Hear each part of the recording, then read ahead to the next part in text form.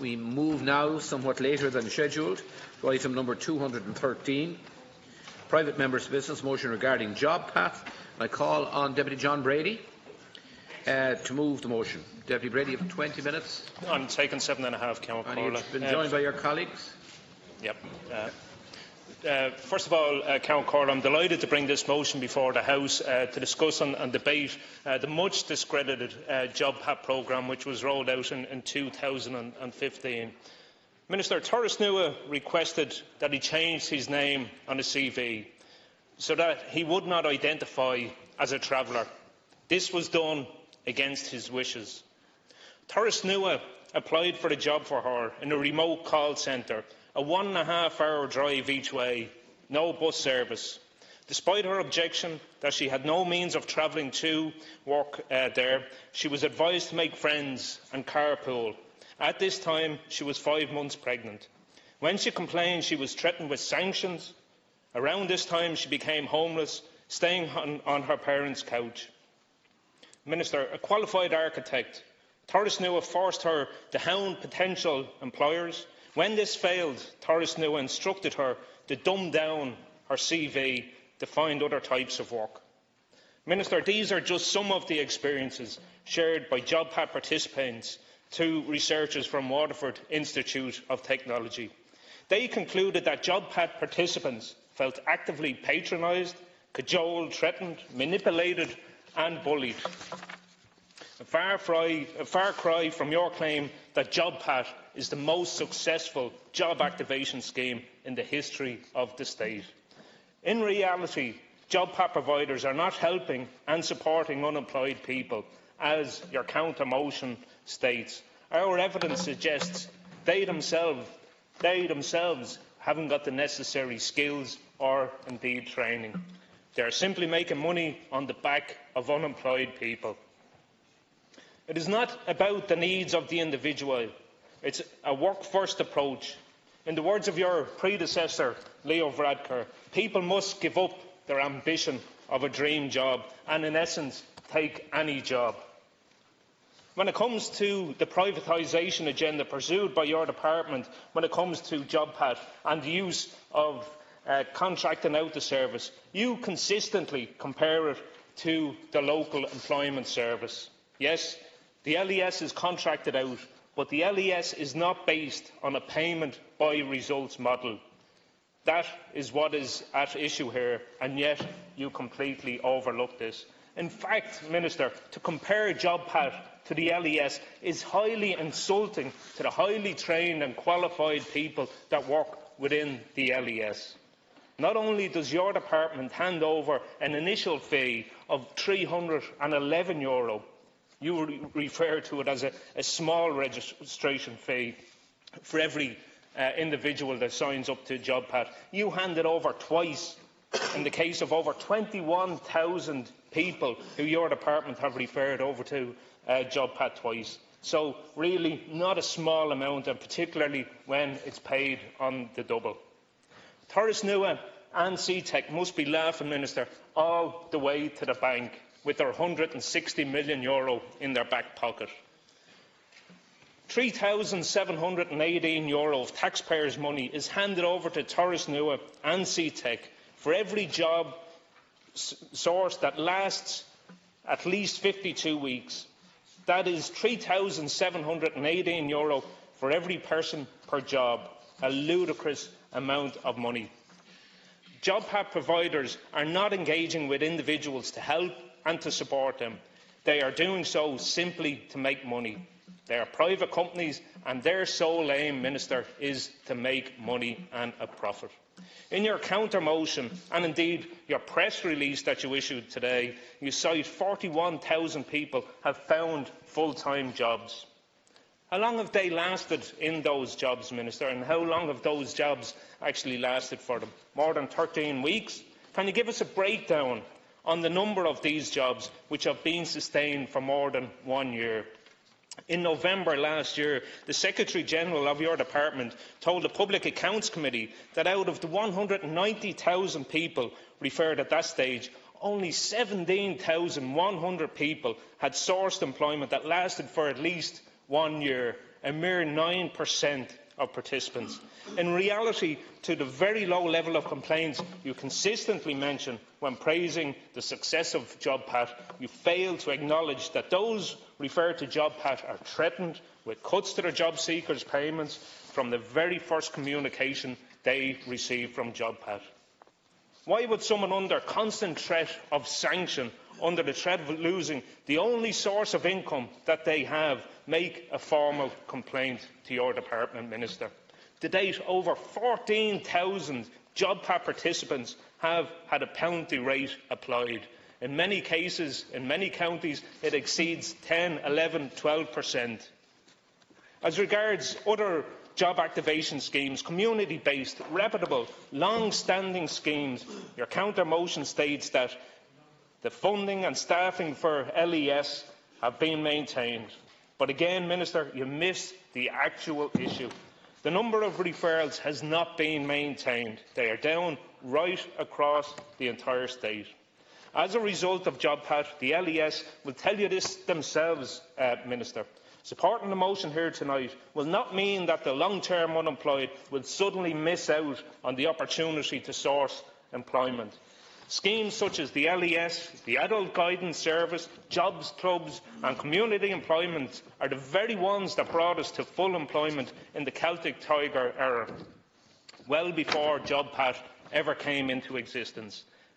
They were indeed the success stories, but you have bypassed them to line the pockets of Torresnue and CTEC to the tune of over €160 million. This motion, Minister, is not about calling for JobPath to be cancelled. It is calling for an end to the referrals to JobPath and an end to the mandatory nature of the scheme. So why you felt the need to release a press statement based on the cancellation or suspension of JobPath, which is mentioned nowhere in the motion, is completely beyond me, and it begs the question as to whether you actually read it. I look forward to the debate tonight, Minister, from all sides of the House here, and I hope that we will get full support for this motion that Sinn Féin has brought forward to actually deal with and do away with the much discredited JobPath programme. Minister, JobPath was described today as short-term, coercive and ruthless by a number of academics from Waterford Institute of Technology, and indeed there was a submission that was given to Deputy Brady by over 29 different community-based groups who run the CE scheme, who had a very similar view of the scheme. And people who use the system and people who use other systems have a view of JobPath that is completely the polar opposite of the government's view. The government likes to pretend that JobPath was a success when in fact it was a failure. And you like to pretend, Minister, that people had a good experience. Some may have had a good experience, but a lot of people have not had a very good experience. In fact, many people who have come to me who have been through the JobPath programme have used words like coercive, that they've been threatened, and that they have had a very, very bad experience with the process. Minister, it's quite clear to me, and I don't make any bones in saying this, that your party has no interest in workers' rights. So it's no surprise to me that you, on a continuous basis, pretend that this is a fantastic scheme while you ignore the labour activation schemes that actually work. And the reason why you like to put this up as a scheme that works and is such a fantastic scheme is because it is the privatisation of labour activation schemes. Two private companies who get 150 million of taxpayers' money to roll out schemes that a lot of people are uncomfortable with and a lot of people have had bad experiences with. Here is the facts that had to be dragged out of the department at the Public Accounts Committee. And Deputy Brady and others have been calling for these figures year in, year out in terms of the actual cost, what these companies get and how much the individual costs are. And we got them at the Public Accounts Committee after an awful lot of cajoling and an awful lot of work from the Secretary-General in your department. €3,718 per job seeker. We can smile if you like, Minister. I was at the Public Accounts Committee. I asked the questions. We were stonewalled and we eventually got the answers. Two private companies receive €150 million. And this is despite the fact that only 7% of JobPath clients were still in employment after 12 months. 7%. And yet you say that that's a fantastic success. And this is at a time when unemployment was falling. It was falling anyway. And yet we give £150 million to 2 private companies to roll out a programme that people have serious concerns with. So I commend the motion to you, Minister. Take your head from out of the clouds and recognise that there are major problems with this scheme. Listen to the people that we listen to on a daily basis and take on board what's in this motion. And for once, Fine Gael should accept that this is wrong and that this is not good for workers' rights. Minister, I don't have long to speak, but I would urge you to withdraw the counter-motion and to consider the points being put forward.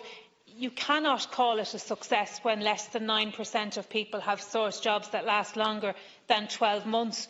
They're not good jobs, they're not permanent jobs, they're not decent jobs, they're not jobs that people are looking at. There are schemes that work, and Minister, I don't know if you do advice clinics in your local area or if you speak to people who come into your office, or maybe they don't come near you, maybe they realise there's no point.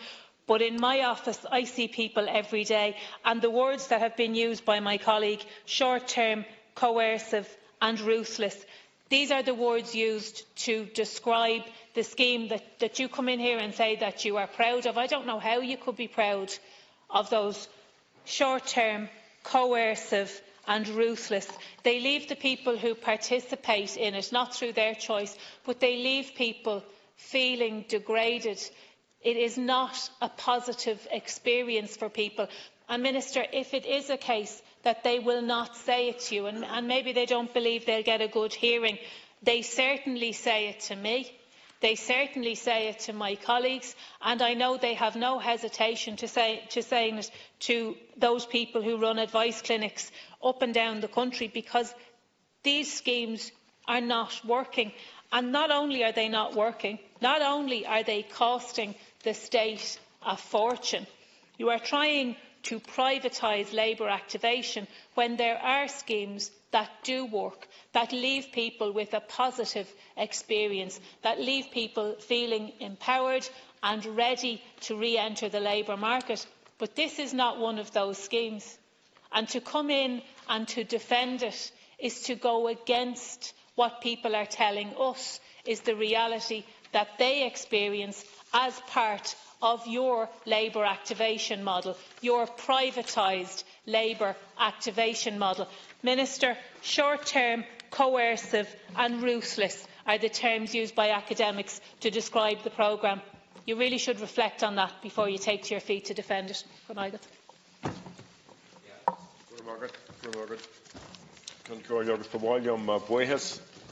A gal teachta John Brady Hodge Geirachtaí haar na blianta cheapanna na scam JobPath and Octa. JobPath was introduced in 2015 by the then Minister for Social Protection, Joan Burton. And Sinn Féin believed then, and we've been proved right since, that this scheme is more about massaging the unemployment statistics than with delivering for those seeking employment. It's also about privatising public services. Sinn Féin has consistently highlighted serious concerns about its processes. We have repeatedly expressed our concern about the delivery of JobPath by 2 private companies, Tourist Nua and CTAC. Figures released late last year revealed that of almost 200,000 people referred to JobPath, only 9% had secured employment for at least 1 year.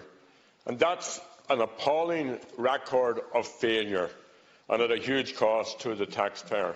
The 2 private companies, well, Tourist Nua received €76 million and CTAX received €73 million of the people's money. For the thousands who have been forced through this scheme, the experience has been deeply unsatisfactory. And I've heard in my own constituency of Louth and East Meath first-hand accounts from citizens. In one instance, a young mother with young children was required to organise and pay for childcare to attend JobPath offices just to do an internet job search. Another woman had her job seekers payment cut by €25 for not signing a personal progression plan despite having attended all the sessions in the course. So €76 million for Tourist Nua and €25 taken from a young woman. And these aren't unique to Louth. As we've heard earlier, Ray Griffin, Tom Boland, both doctors from the Waterford Employment Research Collaborative, concluded that the impact of JobPath on individual lives is decidedly negative. Not one of 121 people interviewed by the Waterford researchers reported a positive experience. Indeed, they described it as patronising, threatening, bullying and manipulative. So JobPath should be abolished. Funding should now be provided to the likes of community employment, the local employment service, adult guidance services, which have a much better record of assisting citizens in search of employment. I commend this motion to the Dáil. Because they've covered a lot of it, but I'm just going to cover a bit of the humanistic side of it. This is not me, it's one of my constituents, and he asked me to read it out tonight. Very simple. It says, "Hey Pat, I started in Tourist Nua the start of December. Unsure of the date, but this is my second time doing this scam, just like many others. I attended the first appointment, which took roughly 2 hours. My next appointment was the first week of January, which I attended, to be told when I got there that my advisor was sick. So I asked the secretary to inform the advisor that I cannot be there any time after 12. She asked why, so I explained how my 80-year-old mother gets sick in the afternoons, which she genuinely does, and I am the only one around to be with her. I didn't get another appointment for the following week at 1:30, so I rang 3 days beforehand to inform him that I will not be attending as it's after 12:30. I told him the latest I can push it would be 1 p.m. His response was, "You come when we tell you to come." And my response was, and I won't repeat it in here, he then asked, had I filled out a carer's allowance form and had I sent it in? I said yes, otherwise I would have lost it. I haven't. I did not claim for it when I was caring for my father upon to his death, nor will I be doing it for my mother. I also informed him that I am available 7 days a week, up to 12 to 1 p.m. on some days. So I am engaging, but clearly he is not. I didn't get an appointment for next Tuesday at 11:30, which I have no issue with. However, then yesterday he sends me 2 more appointments, one for the following Tuesday and the next for 1:30 and the next one at 4:30 for so-called courses which are just a waste of my time. I have attached the appointment letters below. The question is, have I any rights here whatsoever? Because I am not jumping through hoops for no private for-profit company, nor will I be bullied or threatened by them. So what rights have I? So, Minister, I just wanted to humanise it because I get these maybe once or twice a week inside. So, I mean, I would appeal to you to withdraw your counter motion and please support the Sinn Féin motion in here tonight. Minister, the JobPath scheme has proved to be very lucrative for a number of private companies. This is a scheme that comes at a huge cost to the taxpayer. Up to the end of last year, fee payments made to 2 contractors, CTech Employment and Tourist Nua, who delivered the scheme, have amounted to €149 million since 2015. A shocking amount of money that I believe could have been better used to assist people back to employment. CTech Employment and Tourist Nua get money every time a person signs a personal progression plan. In addition, the 2 companies get paid job sustainment fees. I have real concerns about both the operators of the scheme, the results, or in reality the lack of results of the scheme, and additionally the substantial costs involved to the taxpayer in running this scheme. Unemployed people do not have, nor can they expect to enjoy, equal rights and considerations as those enjoyed by working people. But JobPath seems to treat people almost as second-class citizens. I've heard of many instances where people are sent to jobs they clearly have no aptitude for, interest in, or are remotely relevant to the qualifications and skills they already have. People will have legitimate reasons why they can't participate in the scheme. If they are already on the scheme and miss a day here or there, they will face a range of sanctions such as closure or disallowance of the person's job seeker claim. People can also be sanctioned by losing a portion of their welfare payments. the portion of their benefits lost can have a real impact on the individual and their dependents. These people are already struggling to pay bills and feed their families or keep a roof over their heads. It's a failed scheme and needs to be phased out. The primary beneficiary of the scheme seems to be the private companies making the big bucks, because it doesn't seem to be the unemployed person. Mullen on PMB Shaw.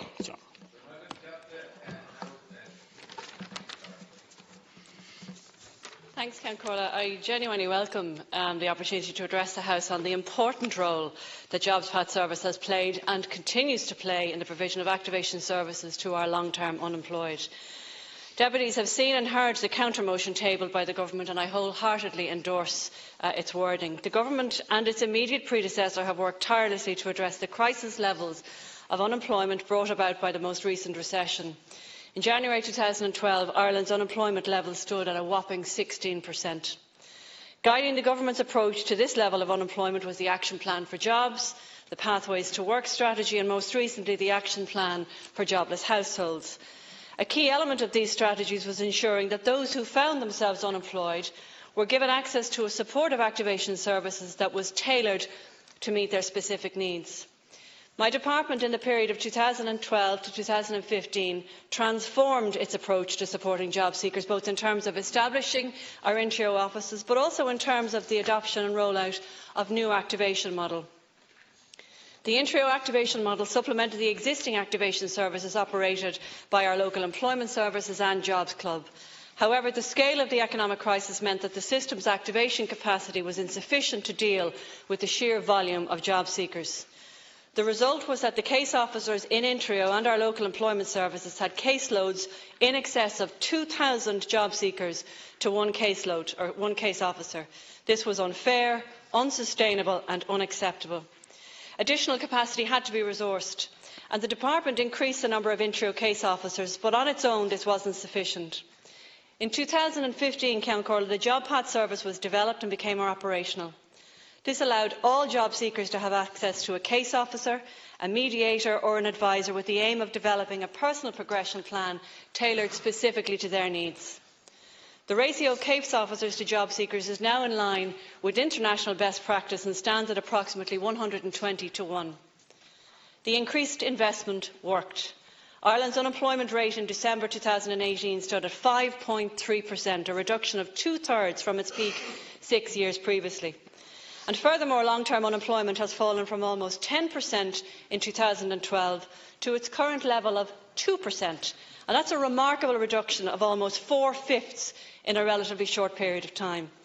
However, the reduction in the long-term unemployment rate is even more impressive when you consider that long-term unemployment has averaged 4% over the extended period of 1992 to 2018. Today's rate, despite one of the worst economic recessions in our history, is currently less than half the average over a 26-year period. JobPath, combined with this government's economic and activation strategies, have contributed substantially to this transformation. And key to this success is ensuring that all the unemployment, for the first time in Ireland, had access to a dedicated, individually tailored activation service which aims to support their transition into employment. Almost 206,000 people have engaged with the JobPath service, of which approximately 48,000 are still engaged. Since 2015, 41,000 persons gained a full-time job, while engaged, and a further 5,000 found part-time employment. And these figures should be regarded as a minimum, because they will only increase as more individuals who are still engaged with JobPath continue to find employment. Last year, Count Corla, the Controller and Auditor General presented the results of a review conducted by his office of the JobPath service. Having conducted an examination, the Controller and Auditor General had no recommendations to make to us, but noted that JobPath is delivering on its targets, and that's a significant finding in itself. We have heard questions raising concerning the nature of the payments by results system and the overall costs of JobPath service. And I think it's important to reiterate that the cost to date of €160 million for 206,000 participants equates to less than €790 per individual. This compares favourably with our other activation services, where the cost is closer to €1,000. And uniquely, the JobPath contractors have had to bear all of the costs up front. The JobPath model has reduced the risk to the state. It's increased the capacity of Ireland's public employment services to effectively engage with individual job seekers, and the model ensures that JobPath providers are incentivised to assist people into sustainable, full-time employment. Now, I'm aware that there have been claims made to the Joint Oireachtas Committee on Employment Affairs and Social Protection in terms of the high levels of dissatisfaction reported by job seekers engaged with the JobPath service. The opposition motion before the House references research from the Waterford Institute of Technology, which interviewed 121 people since 2012, of which only 25 had reported an experience of JobPath. The researchers relayed the anecdotes for the participants. They didn't seek to substantiate these anecdotes, nor do they claim to. And the officials in my department have been in touch with the researchers and asked for more detail so that we could examine some of the very serious allegations related to the committee. The researchers have declined to provide any more information to date. My department measures the satisfaction levels of those who use our JobPath service. Over 6,000 customers have been interviewed by independent researchers in the last 3 years regarding their experience with JobPath. The average scores across all areas are 4.15 out of 5, and that reflects consistently high levels of satisfaction. Furthermore, out of the 206,000 people who have engaged with the service, there have been only 836 complaints. That's less than half of 1% of all of the 206,000 participants. Each of the JobPath contractors have comprehensive complaint systems with varying levels of escalation. If a customer is not satisfied with the response from the contractor, they can escalate it to the officials in my department, and this has only happened on 10 occasions to date. Then, if the customer is not satisfied, they can escalate it to the Ombudsman. This has never happened. Yet, if we were to listen to some of the commentators, such as Sinn Féin and others, you would imagine that the Ombudsman's office would be inundated with the complaints of the horrors allegedly inflicted by a service which is actually helping people gain full-time employment and to break away from the cycle of long-term unemployment and, in particular, the reliance on social welfare. That's what the JobPath service is all about. It's about assisting those persons who are long-term unemployed return to the workforce. It is a duty of this government and society to assist people who want to find work. And I think it's an obvious fact that the most divisive factor in individuals improving their economic circumstances and being lifted out of poverty is to secure employment and to reduce their dependency on welfare. The impact of a successful return to employment on an individual is absolutely enormous and in a lot of cases can be life-changing. In addressing this motion, I can say that the Government will not be walking away from its contractual commitments. The immediate cancellation of the JobPath service would result in a significant diminution of the services we now provide to the long-term unemployed. It would result in the loss of 600 jobs amongst our JobPath staff, who I genuinely have to say, of whom I've met on my travels up and down the country, are passionate and dedicated in the roles that they provide and to the people that they serve. And also, in the absence of due cause warranting such a cancellation prior to 2021, we would be exposing the state to significant financial liabilities. Furthermore, we need to have this service in place for the people who need it. There are still, unfortunately, many thousands of people who are long-term unemployed and need the service that's delivered by JobPath and our other providers. The contracts will operate as agreed. And I think, looking to the future for activation services, my department is already examining all of our options for contracted activation provisions from 2020 onwards. We will identify best practice across a number of considerations, including the quality of one-to-one intensive engagement, the value of a statewide service, the contracting models and the procurement methodology.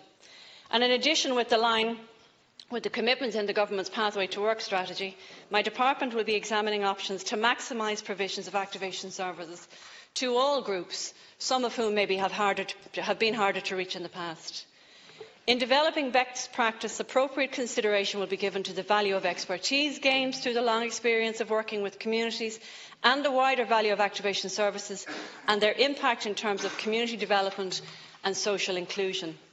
To conclude, Count Corla, I have presented the facts about JobPath, and I would challenge those to claim who have other information to present them as facts, as opposed to anecdotes, to support their claims. JobsPath has provided a significant contribution to this government's success in bringing our unemployment figures down from the height of the recession to what they currently are today. These Curran, Butler, Scanlon, Chambers and O'Keefe. How long have I got, Kim Curran? 20 minutes between us. 20 minutes after, yeah, all right. I listened in great amazement to the contribution of the Minister.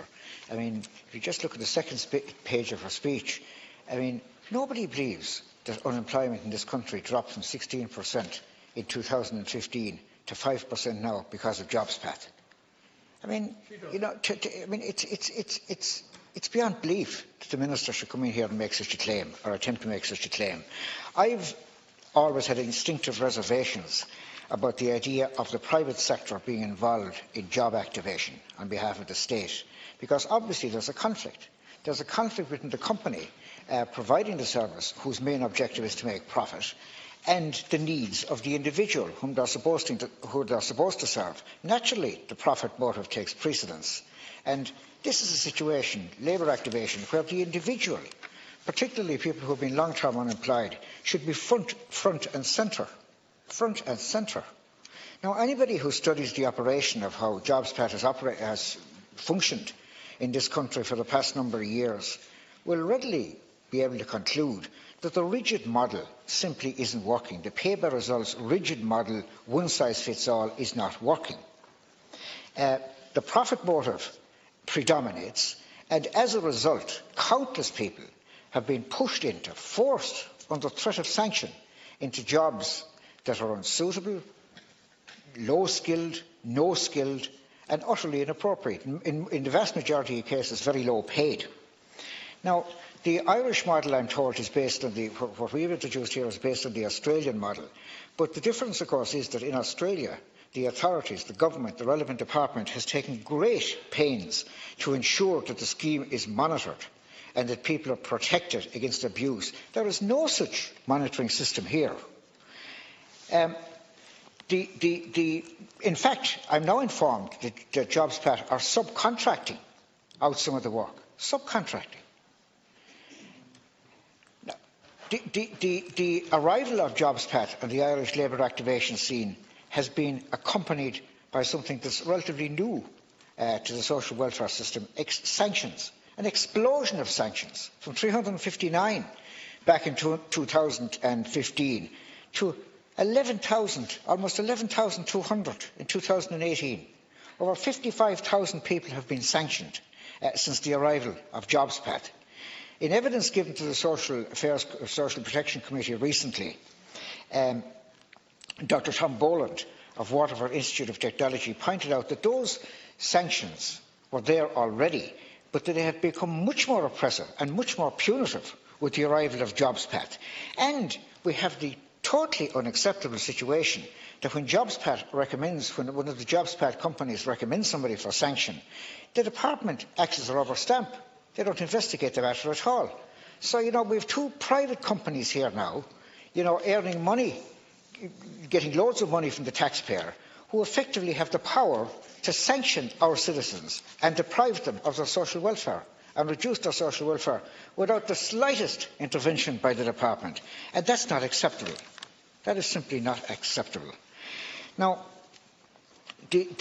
all this has been done, unfortunately, Minister, at the expense of services that were very properly provided by the state.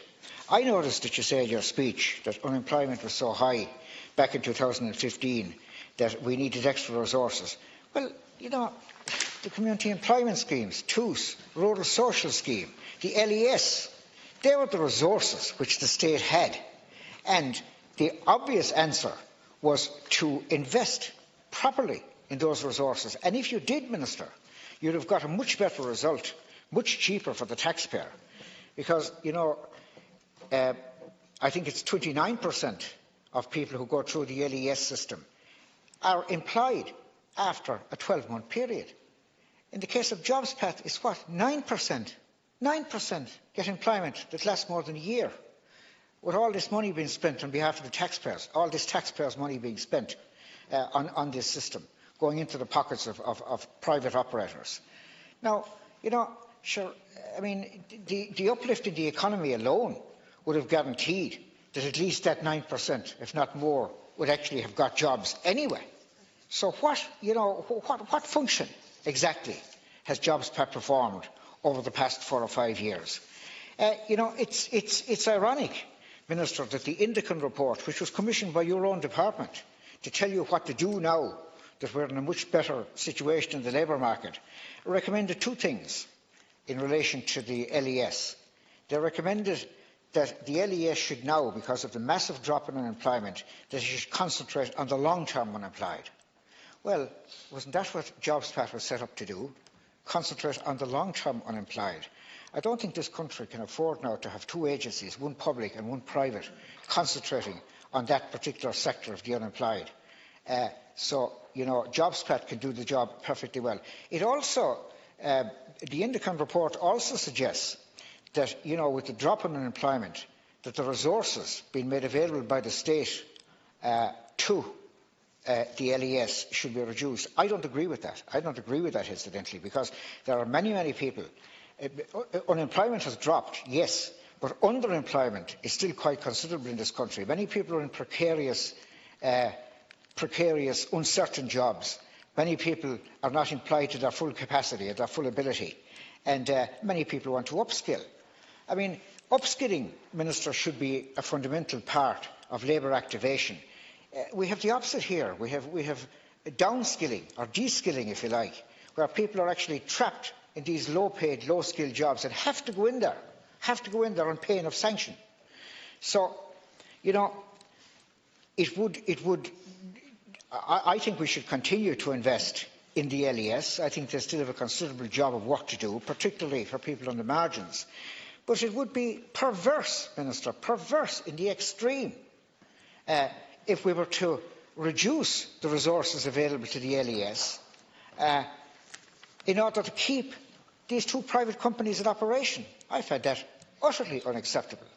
Now, you will know, Minister, that there was an amendment, or there was a proposal, a similar motion to the one here tonight, put down in the Senate recently, and we sought to amend it. And we sought to amend it by asking the government to do certain things to improve the operation of JobPath. We did that in an attempt to be reasonable. But apart from one change, namely the right of somebody on JobPath to apply for a CE scheme, if such was available, nothing else has been done. Nothing else has been done, and meanwhile the racket continues. So, I think, quite honestly, having thought this through, and I heard the correspondence that Deputy Buckley read out there, I could plaster the room with messages like that from all over the country, which I'm getting on a constant basis, and they can't be all wrong. So I think now it's time to focus on the resources available to the state.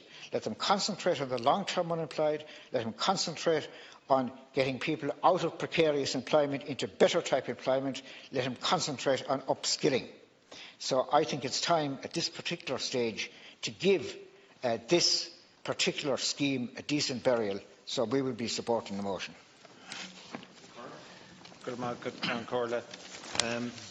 I welcome the opportunity to contribute to this debate, and I'd like to thank Deputy Brady for putting it down the motion down, and as Deputy O'Dea indicated, Fianna Fáil will be supporting this motion.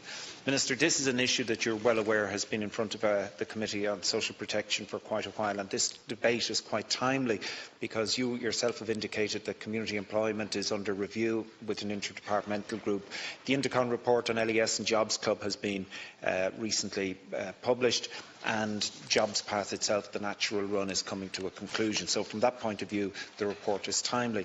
In your own particular opening statement, you've attributed a lot of the success in terms of the reduction in unemployment to JobPath. And I have no doubt that JobPath had a role to play in it.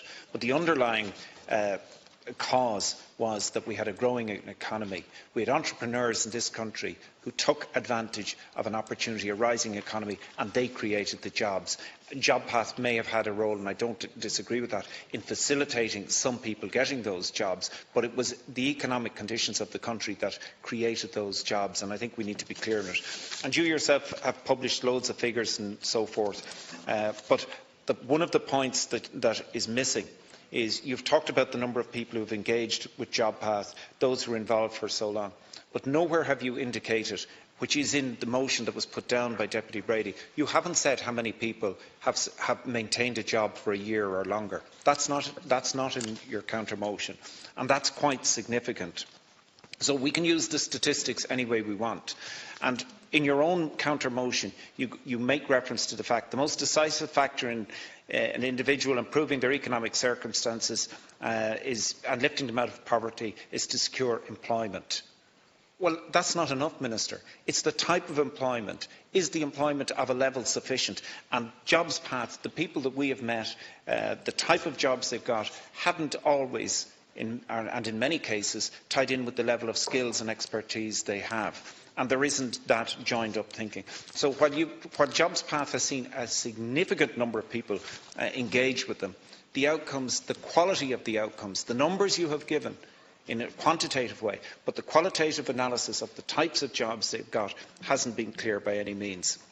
And there is no question, but while JobPath was being rolled out, it had a negative impact on other schemes like community employment, LES, all that were deprived of applicants. And I think that's a fair comment to make, and you may or may not agree with it, but all of those schemes found it more and more difficult because applicants were being diverted by and large to JobPath. So I think that's an important point to make. I was in the remaining moment that I have available to me, I just want to make one final point.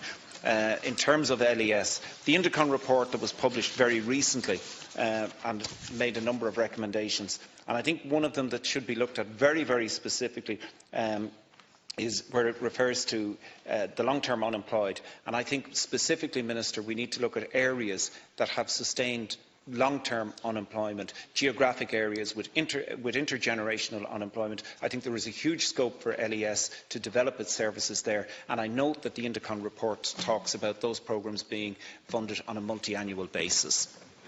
Fianna Fáil is supporting this Sinn Féin motion on JobPath, and I would like to thank Deputy Brady for bringing it forward. I believe it is very timely. Our party is, of course, in favour of measures that support people back into employment. However, we recognise and are concerned that JobPath has been the subject of substantial and sustained criticism. Over the last number of years, Fianna Fáil has sought to improve JobPath and highlighted serious misgivings about the scheme. Given the ongoing criticisms that have been levelled at JobPath and the fact that the numbers participating in the labour market have increased substantially, I believe it is now time to wind down the operation of this activation scheme. One of the first issues I dealt with in relation to JobPath was the random selection approach to the person. Unfortunately, not everyone on job seekers allowance, a small amount of people, are in a position to take up full-time employment. There may be a number of factors that prevent people from entering into or staying part of the labour market. Factors may include family breakdown, alcohol or substance misuse, health issues, including mental health and literacy problems. I recently met with a representative of NALA, the National Adult Literacy Agency, and I was astonished to hear that 1 in 6 adults find it hard to read and understand, for example, a bus timetable or medicine instructions. In addition, the high cost of childcare, the lack of adequate public transport and precarious work are also barriers that can prevent people from entering the labour market. Therefore, the one-size-fits-all approach to activation is not suitable to everyone's needs. As a party, we also sought to improve the activation scheme as much as feasibly possible. And for example, as Deputy O'Dea said, last year we secured a change to the scheme whereby an individual could engage in a CE or a TUS scheme whilst on JobPath. The contribution to local communities of these CE schemes, including working with sports clubs, church groups, Meals on Wheels, the elderly, youth education support schemes, tidy towns, heritage schemes, cannot be underestimated. It is unacceptable, I believe, that any individual should have been placed into a situation that was discussed recently in the committee. I really do believe that the time has come now to wind down the scheme because we have a huge amount of people now in work. Gaurav Mahagut. Thank you, Ken Corda. Minister, a very significant amount of public money has been spent on JobPath, 150 million we were told, but only 9% of those referred to the scheme have been in employment for 52 weeks. This represents a poor outcome for those who have participated in the scheme and poor value for taxpayers' money. Given the significant demands on public finances, the government should be more diligent in ensuring that private companies contracted to do work on behalf of the state are actually fulfilling their duties. Minister, we've talked about this many times in the Dáil here, and I think there's time for a change. And you did say there's 600 people. The only definite jobs that's here are the 600 people that's employed providing these services. And I'm sure they're committed people, professional people, but it's not working, unfortunately. We have people over 55 and into their 60s being put onto these JobPath schemes. Like, these people have no chance in the wide earthly world of getting a job, quite honestly. And it's a form of elder abuse, putting people over 60 years of age into these schemes. Go out and expect them to try and get a job. We all know here that they have no chance of ever getting a job, and it's wrong that it should be happening. It's an awful lot of money, Minister, and I believe when I left school myself, we had 30 of the class that I was in went on to ANCO, FOSS, those type of training schemes. But these people went out, learned the trade, whether it was electrical, block laying, carpentry, plumbing, and those people created jobs for themselves, and not only did they create jobs for themselves, but they created a lot of work for many other people as well. That's where I think the emphasis should be on, because we know that we have a great shortfall in tradespeople, and they're going to be needed because the houses have to be built in this country, and factories have to be built, and there's nobody to do the work. I think that's where the emphasis should be put on. And let these people train these people, younger people that are fit to do this work. I believe that's where the emphasis should be put, and leave the elderly people that are on community employment schemes where they're doing work where they feel valued and their work is valued in their local communities and people appreciate the work they do, not forcing them into this false perception that they're going to get jobs. They're not going to get jobs. You know that and I know that. Thank you, Minister. Chairman. Actually presented a particular version of the facts, I would argue. You say 206,000 engaged with JobPath, and of that 41,000 full-time employment out of that and 5,000 part-time. Of the 41 full-time employed, only 9% went beyond 12 months. But it also means that 160,000 participants got no employment whatsoever. That's a more significant number. You said that per person it came to €790 per person of taxpayers' money spent per individual. I would actually look at that in a different way. If you take the 46,000 jobs created, and I'm taking your figure on this, that's actually arguable, that actually works out per job in terms of individual back to work, €3,478,000 per individual back to work, and only 9% of those beyond 12 months. So actually, Minister, the facts you've presented yourself, if taken in a different way, can present a very different picture, and I think actually serve to illustrate and demonstrate that JobPath is not working. I think the initial intention of JobPath, yes, was to create a situation to get people back to work, and we of course support job activation measures, and those that can work should work. Nobody is suggesting otherwise. However, part of the focus of JobPath was to also get people off the live register, which suited government, to get those figures down. And I think it's actually deeply concerning, Minister, when you say that 6,000 customers were interviewed to see what their experience of JobPath was like. Citizens engaging with the state to get back to work should never be referred to as customers. They are citizens. And therein lies the inherent problem, in that we have two private companies, CTEC and Thoras Nua, doing the job that the state should be doing. Yes, they're doing a job contracted for by the state, but they are also a private company that are operating to make a profit. And I have no difficulty with companies seeking to make a profit, but I have a serious difficulty with private companies doing the work that the state should be doing. Minister, I'd ask you to reconsider your counter-motion and see that the time has come now to put JobPath behind us. First of all, I'd like to compliment Sinn Féin on the motion. And I'd also like to say that I generally find the staff of the department helpful and courteous and understanding. But there seems to be instructions coming from on high all of the time to take a draconian Victorian view towards people that are unemployed. There seems to be a view out there, Minister, coming from the very top in your department, that there are plenty of able-bodied people who are mentally and physically able to work who are too lazy to work or too lazy to look for a job. I don't believe that. Now, you talk about unemployment figures dropping. If 100,000 jobs are created in the economy, the likelihood is that 100,000 people will take up employment. It's as simple as that. And the figures are going to come down unemployed. And therefore, this idea that you can claim all of the job decrease on your JobPath scheme is absolutely scientifically fallacious. Now, I have to say I am totally in favour of this rope calling people in on the basis of a very, very severe penalty if they don't turn up. And maybe you don't have the same contact as some of us have with the people on the ground week in, week out in the constituency clinics.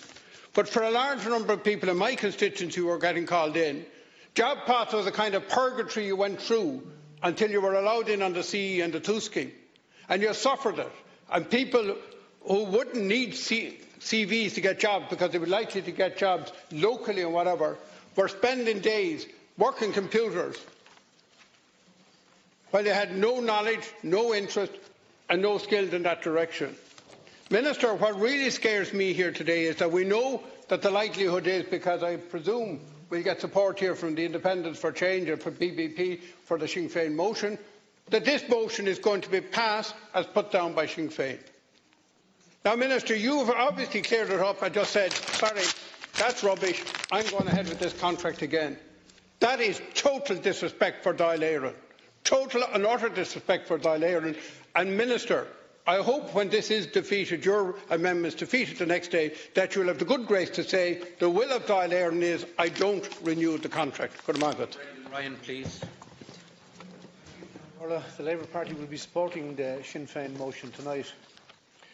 The devastating crash caused by disastrous economic mismanagement saw unemployment peak in late 2011 at 15.9%, with hundreds of thousands losing their jobs, emigrating or being underemployed. The crisis of record high unemployment has largely been addressed, but much work remains to be done to help more people back to work and education. The JobPath approach is no longer needed, in my view. The pressure from the Troika to set up JobPath came in the context of very high unemployment. The greatest concern for policymakers and politicians was the prospect of a generation of workers becoming long-term unemployed and lost to the world of work, as happened in the 1980s. And thankfully that has been avoided. It is our view that public and community services are much better placed now to deliver the tailored supports to workers rather than for-profit entities like CTEC and Tourist Nua. The Department should go back to fully supporting the local employment service and resourcing community employment schemes, along with education and training programmes to help those most distant from the workforce to reskill and equip themselves for work. Labour is justifiably proud that due to the work we started, unemployment has fallen for 25 straight quarters in a row. And that is one of the biggest drops in unemployment ever in the developed world. The crisis of unemployment saw many different approaches applied to get people back to work. Under Pathways to Work and the Action Plan for Jobs, hundreds of measures were taken. Much more needs to be done. But some of those measures can now be retired. The success of schemes like Jobs Plus, community employment, back to education, Momentum and TOOS in keeping people's skills relevant and helping them back into work has worked. The business case for JobPath no longer exists. At the peak of the crisis, there were 321,900 people unemployed, a long-term unemployment rate of 9.5%, and thousands of people underemployed and emigrating. JobPath was a creation of the time when unemployment was significantly higher and expected to remain high for some time to come. Frankly, none of the experts in the Troika, the Department or elsewhere expected the jobs-rich recovery we have seen. In fact, for some time, many critics claimed that these weren't real jobs at all and that the jobs figures were false or misleading. At present, based on the latest figures published just today by the CSO, there is a seasonally adjusted unemployment rate of 5.3%. That is still too high, but there is no justification for continuing the commercial contracting of activation services JobPath. The figures show a total of 127,300 people out of work. Unfortunately, no breakdown on duration is available in that series of figures. But looking at the most recent data available from the more comprehensive labour force survey, there were 50,200 long-term unemployed, but that will have fallen since. There is no justification for a programme of the scale of JobPath any longer to address that. There is more than adequate capacity within intro, local employment service and activation schemes. Going back to early 2016, there were over 125,000 long-term unemployed, so the numbers have continued to fall and will continue to do so. So any analysis of the facts related to employment and the activation supports provided under the intro service shows that there is sufficient capacity now to support those who need assistance. It is also disappointing that since the contract for JobPath was awarded in 2015, there has been no comprehensive external evaluation of the service. That is why I want to emphasise the support of the Labour Party for local employment services, particularly their one-on-one approach, the individualised supports they put in place for those seeking employment, especially those who may have disabilities, low educational or training qualifications, or indeed criminal records. The recent Indicon report shows the effectiveness of their on-the-ground approach. Unfortunately, no similar study is available on JobPath. After 3 years, it is bizarre that no independent data is available on the performance of the service. Additionally, Minister, there is a fear out there that I hope you will be able to allay tonight, is that the next series of tenders for local employment services will be a national tender that will exclude local partnerships and, by default, privatise the service to the likes of CTEC. Under the current JobPath contract, the last referrals will be at the end of 2019 with a 2-year workout period of up to 2021. The Minister should now commit in the House that Fine Gael will not extend the period for client referrals by 2 years as provided for in the terms of that contract. I hope the Minister will give that assurance. The one-size-fits-all approach of JobPath is no longer appropriate. It is time to go back to the tailored approach that has a proven track record. Briefly, I want to mention the culture within CTEC. It's been an unacceptable culture. I've received several complaints by constituents, top calibre people that I personally know and whose feedback I trust. And Minister, this is not anecdotal. This is not hearsay. These are people I know and trust. One 60-year-old woman with little formal education and definitely no computer skills being forced to sit in front of a computer to look for work, and being threatened that if she did not turn up on the next occasion to do the same, then her money would be cut. People being told to give up part-time jobs. A man on a short-time week ahead of redundancy after 30 years of service being told to give up the job. There was wholesale bullying of participants. And whether you accept that, Minister, or not, it's a fact. And people here will know that. People were walking out of rooms crying at the bullying approach of some of these people. And it's not acceptable. Minister, it is time to bring it to an end. That type of culture is unacceptable. It was possibly an experiment worth doing at a particular time under particular pressures, but now it's time to abandon it. No more referrals, please. No extensions of contract. Bring it to an end at the earliest opportunity. But I want to express a few words of disappointment. In the last page of your speech, when you say to talk about the future, you say you're looking to the future for activation services. My department is already examining future options for contracted activation provision for 2020 onward. That says to me, at least, that you are planning to continue it, and if that's the case, I'm extremely disappointed. Thank you, Kim Corley.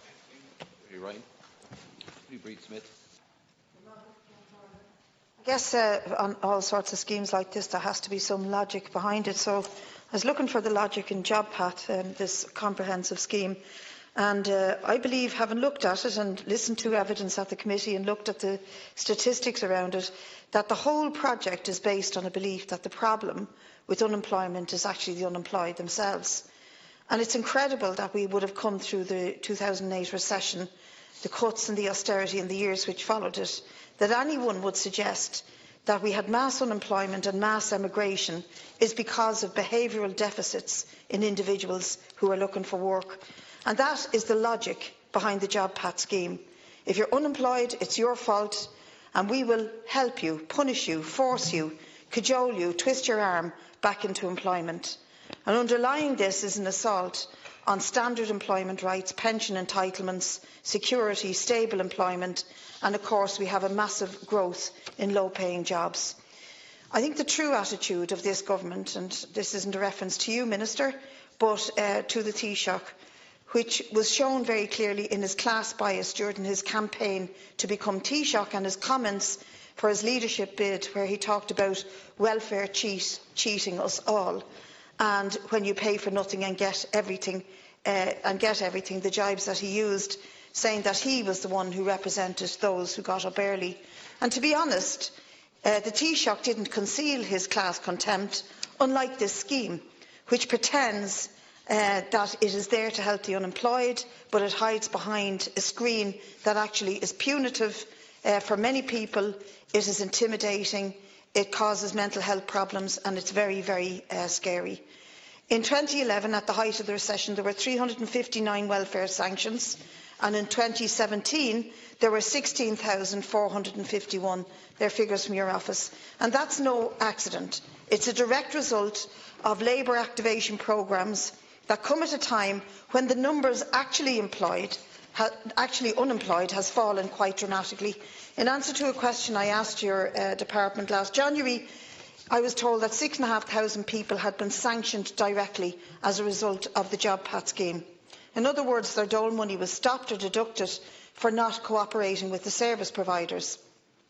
The kind of things that they were sanctioned for, it's not exactly that they were abusive or violent or aggressive or didn't cooperate or couldn't show that they sought some work. But here are the examples, and we've heard loads of them around the chamber and we'll hear more. For a lot of them, it's a refusal to sign a personal progression plan, and there's no legal obligation on them to do so. For some, it's not showing up for an interview. And in one case that I have brought to your attention, it was because a traveller woman, and she could show this with evidence from the doctors, had to spend the day that she was due for an interview in Crumlin Hospital with her child, and yet she was sanctioned for doing that. A man who gave wrong information on a back-to-work scheme by CTEC, he was given the wrong information on where he should go, and he loses money as a direct result. And when he complained about the personal advisor that was given to him in CTEC, he was threatened that he'd be further sanctioned by CTEC. So last year the state paid two private companies €84 million to operate the JobPath scheme. CTEC and Turas Nua were both paid, in your words, to provide intensive individual support to the unemployment, and I refer to the examples I've given above. But what's interesting is that Turas Nua, both of these companies have been contracted to deliver a JobPath based on their skills, ability and experience, but since the beginning, both CTEC and Turas Nua have further subcontracted out the JobPath programme to additional companies, CTEC to People First, and Turas Nua, more interestingly, to two companies, Working Links and FRS Recruitment. And FRS and Recruitment and Working Links are actually a joint venture which make up Turas Nua. So you have Turas Nua subcontracting back to themselves. Now, there has to be some kind of an accountancy trick being played there, but this is actually what happened, and under the scheme there is no obligation on them to report to the department that they are contracting out. Like many TDs, I've been contacted by people whose experience is very, very different to the gloss put on this by your department and various ministers. Incidents where people have successfully applied for training courses, are about to go on a CE scheme, and the same day that they're awarded the CE scheme, they're called in by CTEC, who will refuse to release them and insist that they have already started on the JobPath scheme and can't, for example, do useful community work on a CE scheme. It's particularly vindictive when some of these courses involve an educational element and classes to them. It may not be the kind of work that the person wants, but they're willing to be educated and to be reskilled and trained. In contrast, JobPath is more concerned about getting people into whatever low-paid job that they can find them, regardless of their suitability. It is very, very questionable that they find people any real jobs. When questioned by me and the Dáil Minister, you spoke about an independent survey which indicates high levels of satisfaction with the scheme. Well, we're very sceptical about that survey, but a truly independent survey by two academics from WIT showed that the scheme is becoming more alienating and more punitive, and that welfare recipients feel degraded, coerced by the process, and experience anxiety and depression. JobPath does not help people get back to work. When there are jobs available in the economy, unemployment falls, and it is that simple. What JobPath is about is punishing the unemployed and pushing them into the jobs that are low paid, with low hours and poor conditions. More people were put into JobPath at the same time that unemployment figures started to fall. The boom and growth in job figures is based on a boom in the low-paid, low-hour, precarious employment industry, jobs with little security, no pensions, no sick schemes. 150,000 workers are on the minimum wage or lower. Between 20 to 30% of our workforce is classed as low-paid, one of the highest rates of low-paid in Europe and the highest rate of low-paid for full-time employees at 17%. This is the real rationale behind JobPath, to make jobs palatable to the employer, to make low-pay, low-hours, precarious jobs more appealing than a basic welfare society, to humiliate and bully people into these sectors and into these jobs. It represents the start of the privatisation of social protection, with private companies doing the work that should be done by the public service. In England, these companies have a record of being accused of fraud and bullying in the operation of similar schemes. We need to end the scheme. We support the Sinn Féin motion, and to end the largesse of this state being passed on to CTEC and Turas Nua and other subcontracted companies. If we want to help the unemployed, and I assume we do, then we should divert that wasted resource that swells the account of private companies into education and improving the skills of the unemployed, creating a working environment that respects and pays workers, pays them a living wage and gives them a future that's secure and not dependent on the profit margins of their bosses. Independence for Change and Joan Collins. You have a total of 8 minutes between. I'm sharing my time with Deputy Pringle and Conley. I'm supporting this motion and I welcome this debate this evening in relation to JobPath. The fact that the Controller and Auditor General, Seamus McCarthy, told a committee meeting that only 7% were still employment after 12 months on the CTAC and Turas Nua service, I think speaks for itself. It was also reported that 9% of people, that's 17,100 people, are still in work after 52 weeks, that 14% for 26 weeks, 12% for 39 weeks and 17% for 13 weeks. That's in the for-profit labour activation scheme. On the other hand, in the local employment services in the Intercom report, the service successfully achieved full-time employment placement for 30% of those referred to them annually. In addition, whilst working with those with lower qualification levels and most in need of employment supports, the local employment service has progressed the majority of its remaining caseload to part-time jobs and other pathways to work, such as further training and employment schemes. I think we have to ask the question why in 2015 Fine Gael with Labour introduced JobPath as a vehicle to get people into these services and to force them through sanctions, etc., to get into the workplace. And I believe that this was about privatising our services. I believe it's an ideological approach taken to our services, because there were choices. We could have actually put people and resourced the local employment schemes. We could have resourced the adult guidance schemes. We could have resourced the community employment. We could have resourced the rural social schemes, TUS and job clubs. That was the alternative, but there was a choice taken to hand our services, our employment services, to private labour activation schemes. I do believe that this was about that. I do support that ending of the contract at JobPath. Provides as soon as possible without any extensions, and the other points made by Deputy Brady and Sinn Féin's motion, and I'll leave it at that. I also want to thank Sinn Féin, and particularly Deputy Brady, for bringing this motion, and I have no hesitation in supporting it. Yeah. No voice activation, just job activation.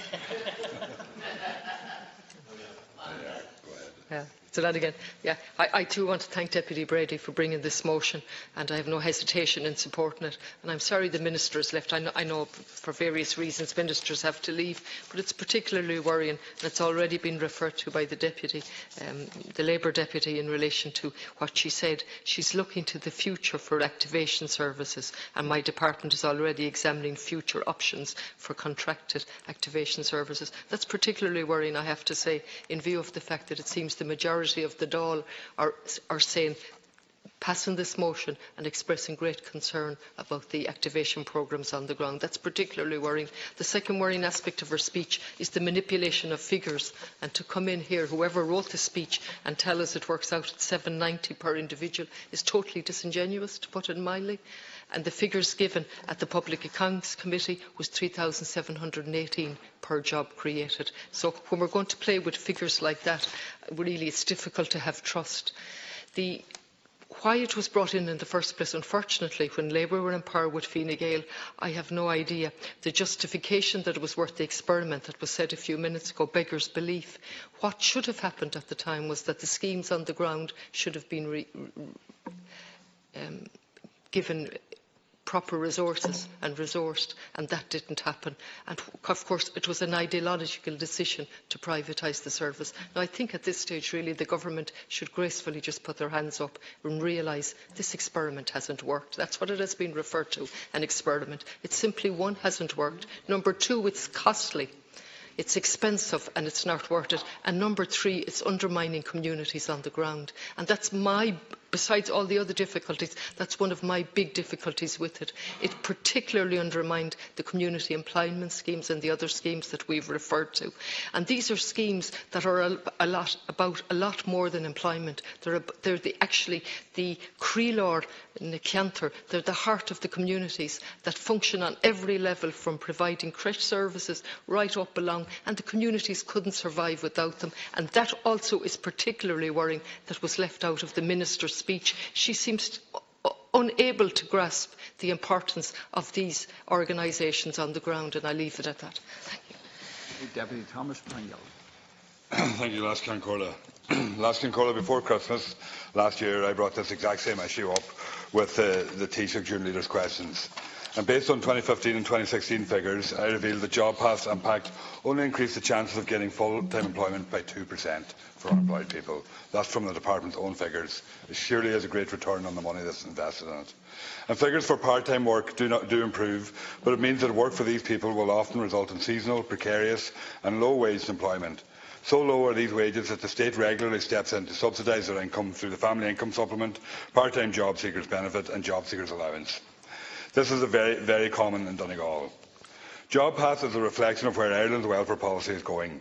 Instead of social welfare being seen of as a right, welfare is now seen of as a transaction, and the entitlement to welfare being replaced by a quasi-contract called the Record of Mutual Commitments. Those who do not engage with the service are sanctioned, and for those under 26, they suffer twice due to cuts made to job seekers for younger people as well. I believe that Fine Gael is actively undermining the current social welfare system in order to justify the outsourcing social services to private companies. The private sector, in turn, further undermines the social welfare system. Social welfare services such as the Local Employment Service, Adult Guidance Services, Community Employment, Rural Social Scheme, TUS and Job Clubs have been in decline since Fine Gael came to power. And despite this, a recently commissioned piece of research by the Department of Social Protection, by yourselves, has revealed that the local employment service schemes, or CE schemes, are successfully achieving full-time employment placement for 28.8% of those referred to them annually. The local employment schemes model is also better value for money, costing €2,544 per full-time employment placement compared to €3,718 per person under JobPath's payment by results model. These figures defy any government justification for the existence of JobPath and prove that adequately resourced employment schemes within community settings work for recipients. I believe JobPath should be shut down and the money reinvested into state services. Ireland must move away from encroaching privatisation of social service provision and re-establish the notion of social welfare as an entitlement and a right and not a transaction. But unfortunately, we need to get rid of this Fine Gael government and their Fianna Fáil supporters for that to happen. Meagad, in rural independence, Deputy Michael Collins. I would like to welcome tonight's motion and commend Sinn Féin for putting it forward, but I have great doubts if anything will be done following the issues that so many TDs have pointed out here tonight. And I'm afraid they will fall on deaf ears. They have before, so hopefully this won't happen tonight. The Minister for Employment Affairs and Social Protection has hailed JobPath as the most successful job activation scheme in the history of the state. But in reality, the employment outcomes for JobPath do not reflect this. As of November 2018, we had 190,000 people referred to JobPath, and only just 9% of these people were able to secure employment that lasted for at least 1 year. I honestly feel that the government are deceiving the people of Ireland to the true numbers of people that are in gainful employment. When a person goes on a JobPath scheme, that they are taken off the live register, which reflects the unemployment levels in the country. I think it is only fair that when these people gain proper employment and are no longer getting a payment from the state, that it is then they should be taken off the live register, not before. There is a problem at the moment with people getting referred to JobPath for a second time. As of January this year, over 21,000 people had been referred to JobPath for a second time, having previously completed the scheme in full.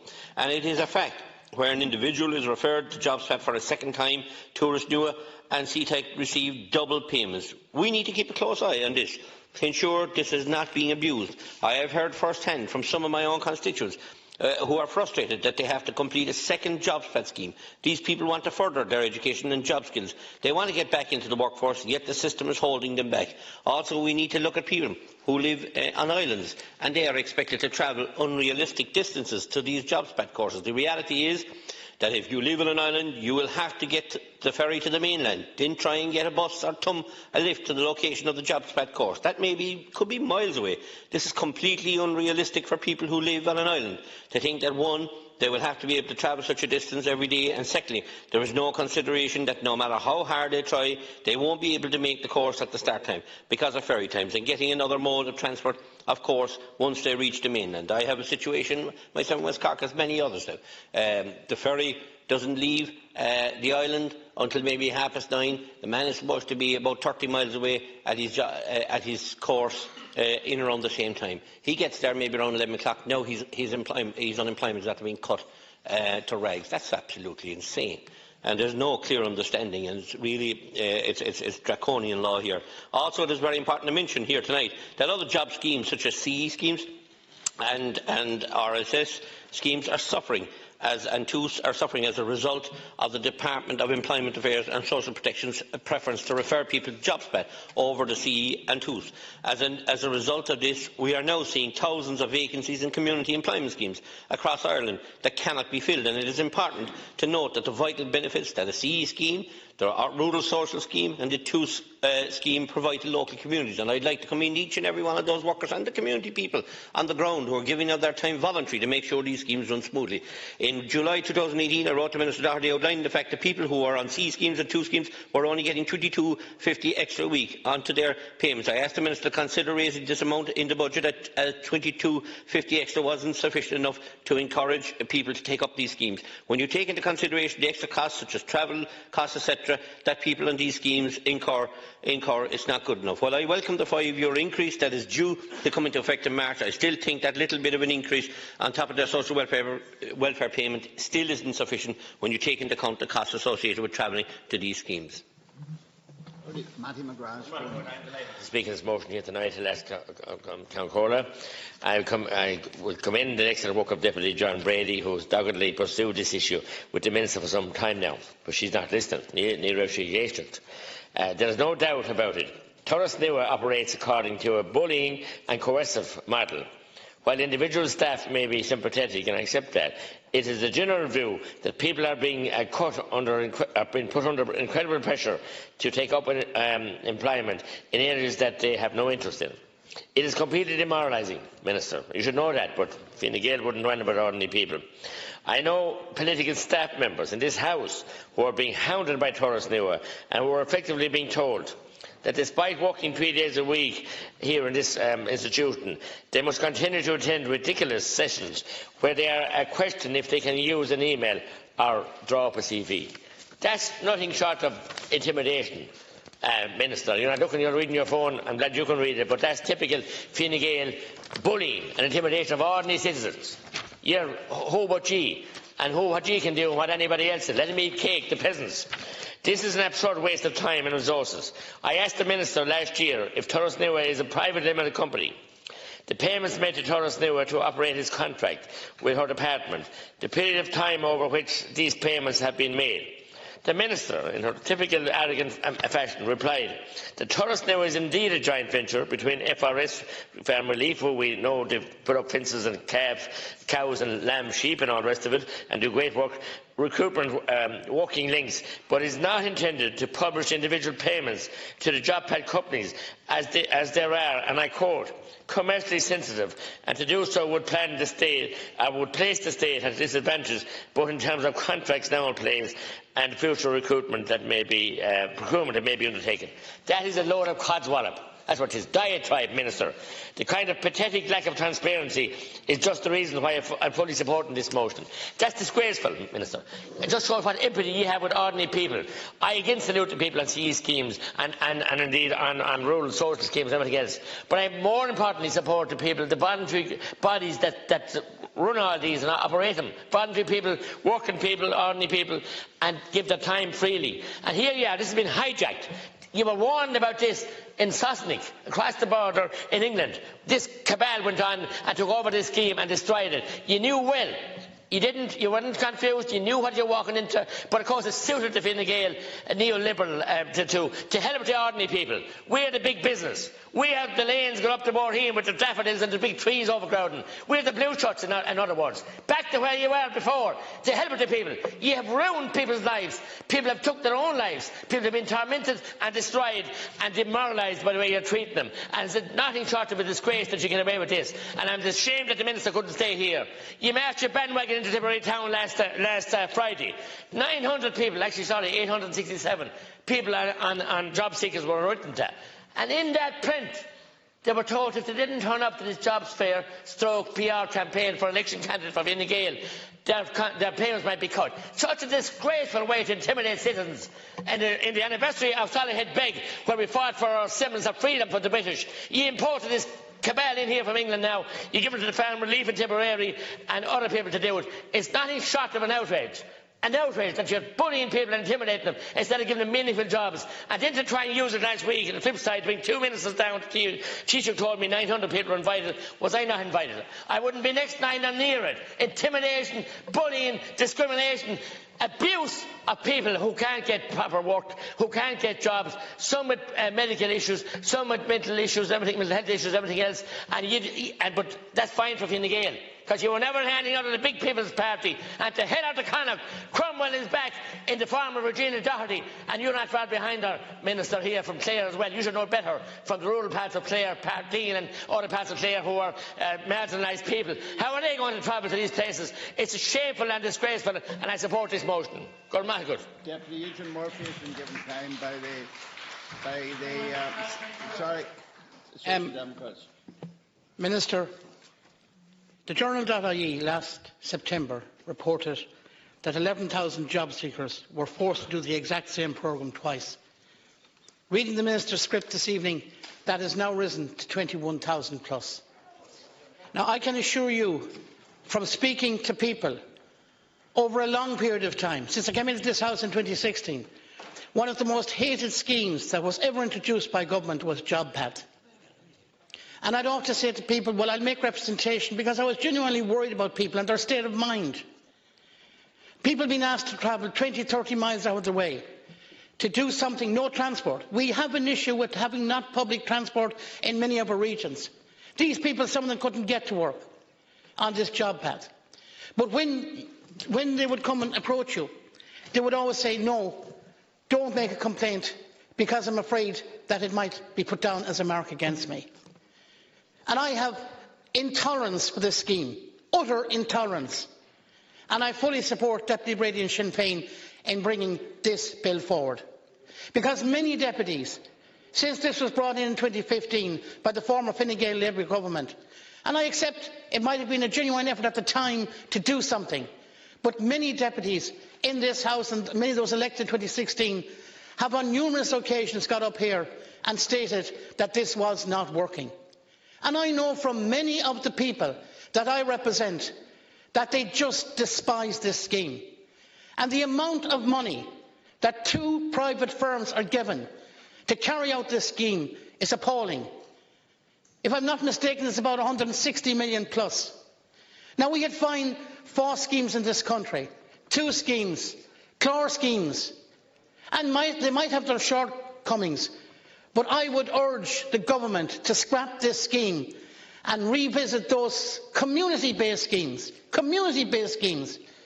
Put the money back into those.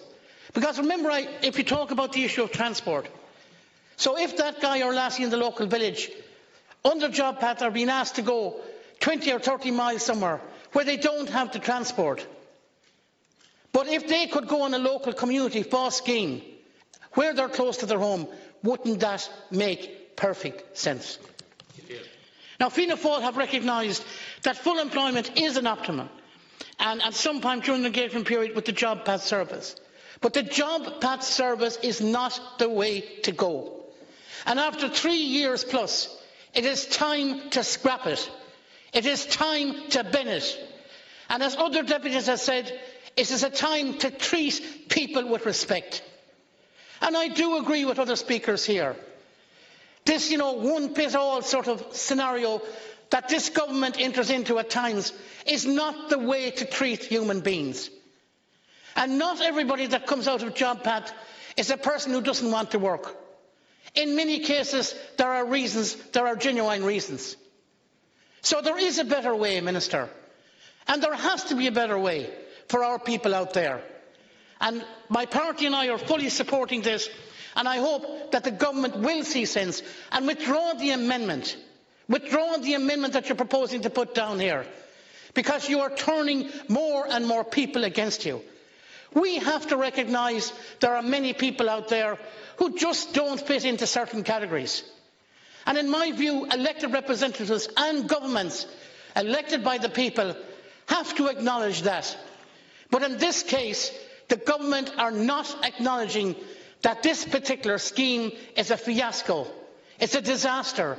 It is unacceptable, and it treats many, many people in society in a very negative and derogatory way. So, Minister Breen, you're a reasonable man. And I know when I deal with the Department of Social Protection, and I was going to say this if Mr Hardy was here when I was speaking to the Minister, they're very genuine people. They're helpful people. I know that from dealing with them every day, and my staff know that. But we must send a clear message to you here that we have to scrap this scheme. It is not workable, it is not acceptable, and I fully commend Deputy Brady, and I'm delighted, absolutely delighted, that myself and my party will support this motion.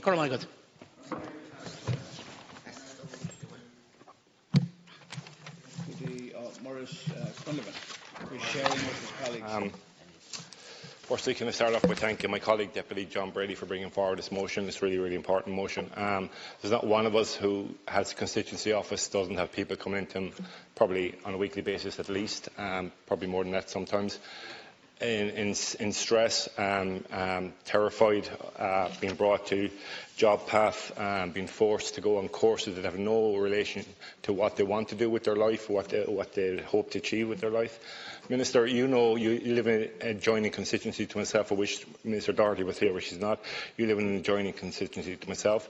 Limerick City has 8 out of 10 unemployment black spots. It's a national disgrace that hasn't been challenged.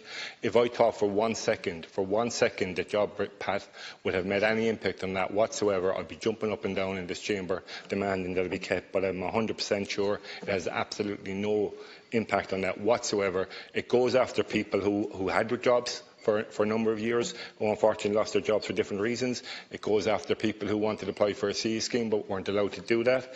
It goes after people who, for various reasons, as been mentioned earlier, have issues around childcare, people in rural areas who don't have access to transport, being brought to meetings that are absolutely pointless, same meetings week in, week out. Been told I dealt with one person who worked, his actual job was helping people get jobs, typing up CVs and stuff, and he was forced to go and learn how to do a CV. Now, how ridiculous is that? And if he didn't do that, he would have been sanctioned, as you know, Minister. Minister, this is really out of the Margaret Thatcher Tory playbook, and you know it yourself. And Sinn Féin, it's not just ourselves, we're of the firm opinion that JobPath has totally failed. People who lose their jobs and are trying to get back into the workforce need help, support and guidance, but unfortunately most have been left wanting after their engagement with Tuasnua and CTEC. It's not just Sinn Féin who think JobPath has failed. Today in the AV room, and I didn't really have to hear their presentation to realise how bad it was. I deal with these people every single day, or every single week at least anyway. In the AV room we heard from Dr Tom Boland and Dr Ray Griffin from the Waterford Institute of Technology Unemployed Research Collaborative, and they give a damning account of JobBridge programme. It was described as an expensive construction of a really negative experience. They outlined how the interviews with people who engage with JobPath detailed situations where people who signed up for jobs totally unskilled to their abilities. The private companies running the programmes didn't take account of family situations, such as those who have to care for relatives, and threats were placed on people's social welfare payments. Minister, I'm out of time now, so in a previous role on the council, I was involved in the Paul Partnership. We were in a really good LES scheme. You could have funded that, but no, because you're taking out the Tory book, you wanted to fund the private company to 150 million plus, which have done a lot for LESs. Deputy Martin Kenny.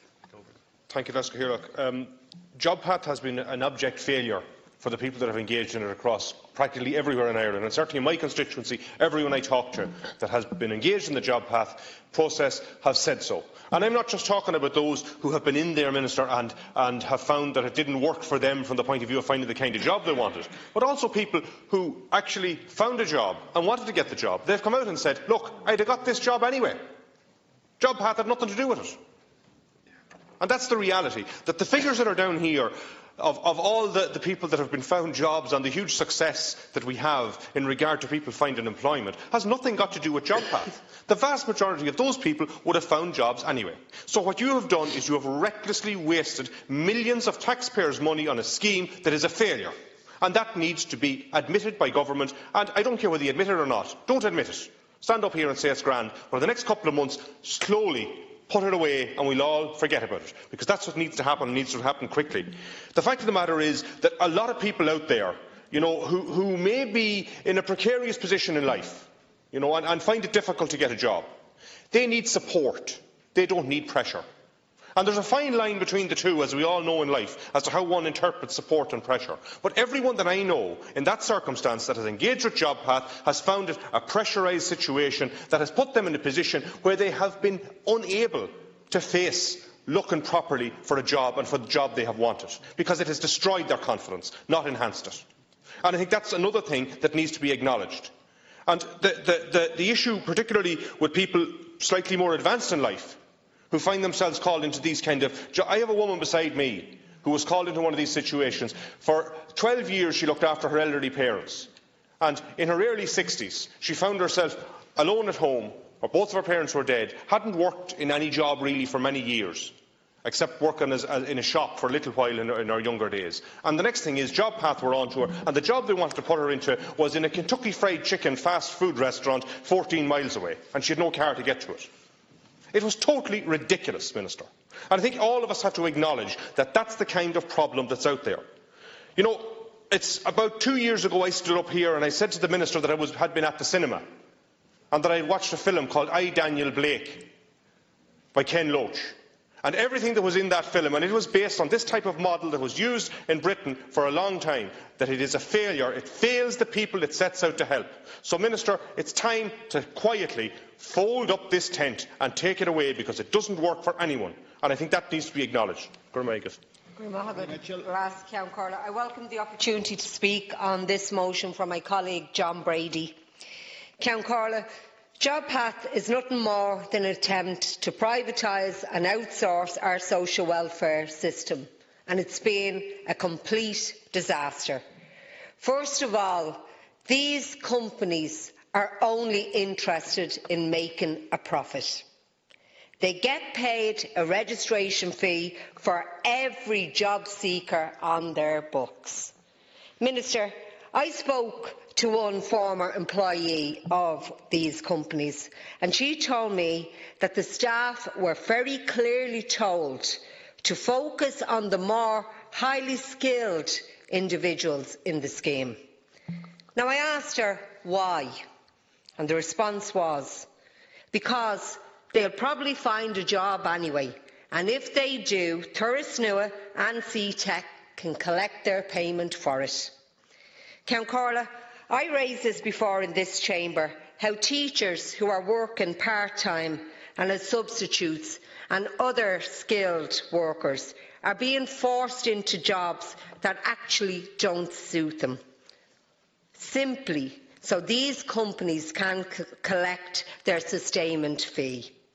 Instead of a box-ticking exercise and forcing people into any job that doesn't suit them, we should instead have more of a focus on further education, upskilling and genuine supports for our unemployed. This scheme is a complete and utter joke. It has been since day one. Minister, we need to end the privatisation of our social welfare system.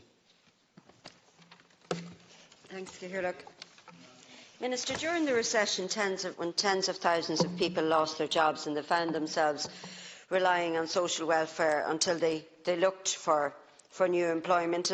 But now, according to the government, the economy is booming and unemployment is falling, so we need to ask why all of these activation schemes continue to be necessary if there are supposedly jobs for all that need one.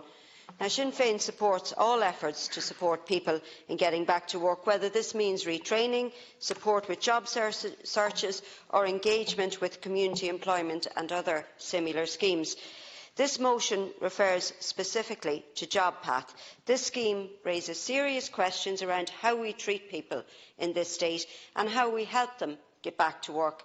It also raises serious questions around transparency, value for money and outcome for job seekers.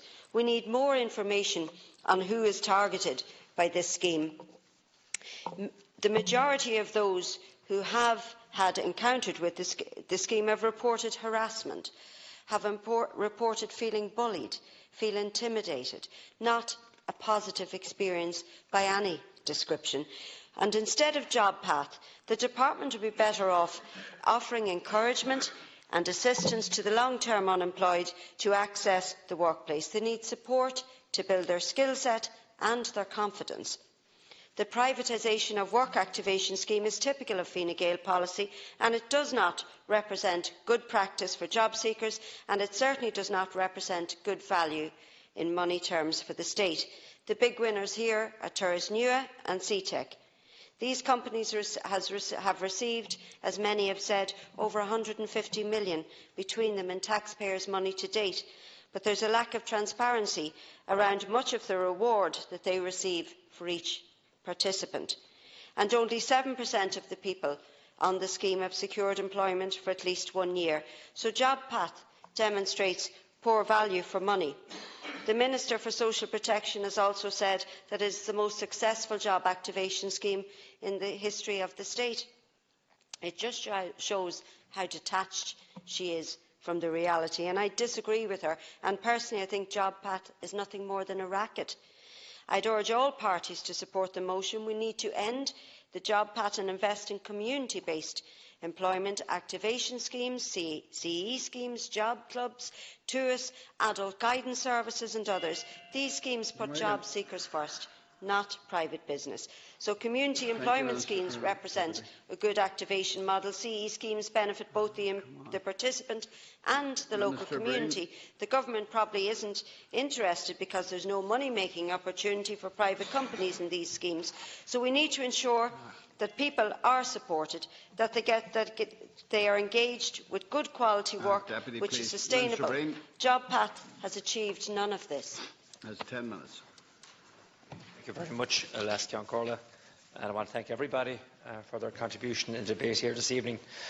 Some contributions were very interesting and very helpful, and I think Minister Doherty eloquently set out the facts about the provision of the JobPath service, its performance, the high customer satisfaction and low complaints. The Controller and Auditor General devoted a chapter to it last year and did not identify a requirement to make any recommendations in regard to how the service, the contracts and the payments are operated by Minister Doherty's department. Many observers would view this as a clean bill of health being delivered by the State Solicitor. Despite the facts, which again are performance above expectations, 46,000 people gaining jobs, an innovative payments by results system where the contractors carrying all the upfront costs, high satisfaction and low complaints. Still, last Ceann Comhairle, we heard anecdote and allegation coming without substance being presented as fact by some members. Their arguments are in fact simply that they don't like JobPath.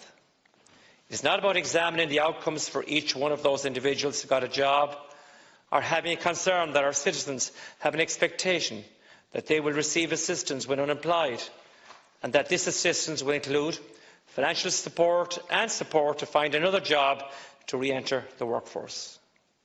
Or that the introduction of the JobPath service brought with it increased capacity and activation services across the board, which allowed a significance in the reduction of ratios of almost 2,000 job seekers to every one case officer, to a ratio closer to the international best practice of 120 to 1.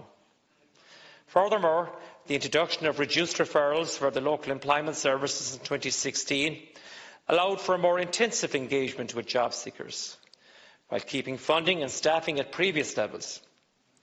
This was a plus for both staff and job seekers, yet is presented as a diminution of service. Matters raised have included the nature of the payments by results system and the overall costs of the JobPath service. It is important to reiterate that it costs to the date of €160 million for 206,000 participants. This is less than the €790 per individual for at least a 52-week service. This compares favourably with the other activation services, where the cost is closer to €1,000, and uniquely, the JobPath contractors have to bear all the upfront costs, thereby reducing the risk to the state and ensuring that they must deliver results to recoup their costs. Turn to employment support schemes such as the Community Employment and TUS as a public employment service. The Department's main focus has to be to remain on activation and to progress as many participants as possible from these schemes into full-time sustainable employment. Participation in CE and TUS is for a fixed-term period, and these placements cannot be considered as full-time sustainable jobs. There are participation limits in place to ensure that as many unemployed people as possible are able to benefit from the schemes. Recently, Minister Doherty announced the establishment of an interdepartmental group to examine the future of community employment social inclusion schemes, with a view to ring-fencing social inclusion places and allow services within the communities to be maintained. Following an early analysis of the Community Employment Programme, a two-strand approach was adopted in 2017, and all community employment placements were categorised into two strands. The social inclusion strand, to acknowledge that not all community employment places were the same, and to provide an opportunity for those who are very distant from the labour market to work and deliver services in their local communities, as some of the speakers have already said. The job activation strand, more directly related to employment opportunities for participants who are long-term unemployed, with the view to providing with more labour market relevant experience. There are currently just over 21,000 participants in the community employment schemes, with 30 to 40% of these placements categorised as social inclusion.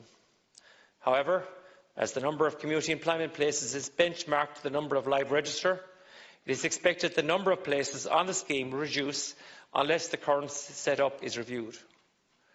Recognising that as unemployment lowers, there will be less demand for activation schemes.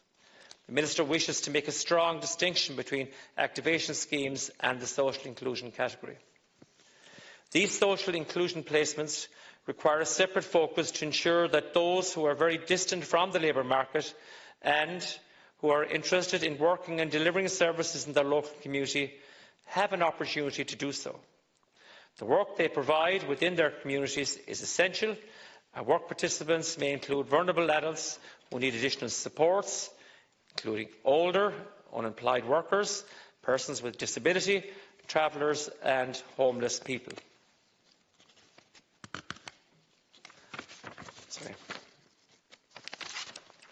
Mr Doherty wishes to ensure that we maintain and support this valuable service.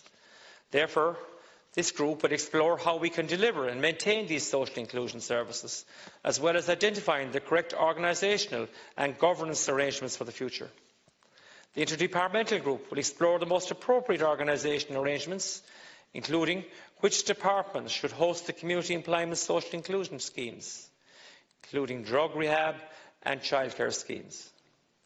The Minister expects the work of the group to be completed quickly and intends for a report with recommendation to be presented to Cabinet within the next 3 months. The Department of Employment Affairs and Social Protection also supports some 3,350 participants on the Rural Social Scheme and 139 supervisors who are engaged in supporting almost 2,000 community projects.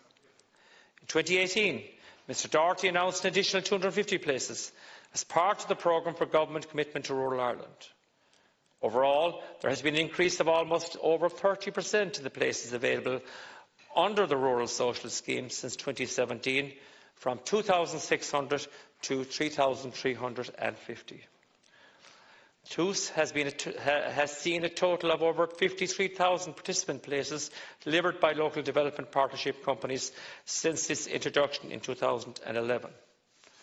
The 12-month duration of the TOOS contract was set to ensure that weaknesses identified in other work programmes resulting from longer duration placements were not replicated.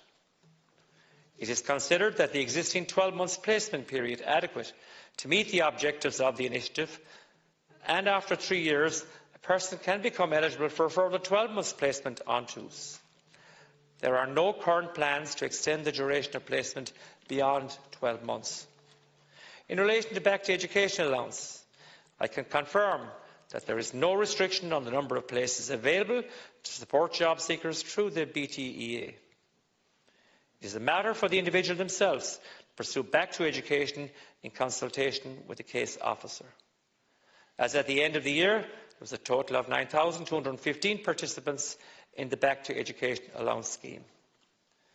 Last Ceann Comhairle, before concluding, I want to address some of the remarks regarding the use of sanctions.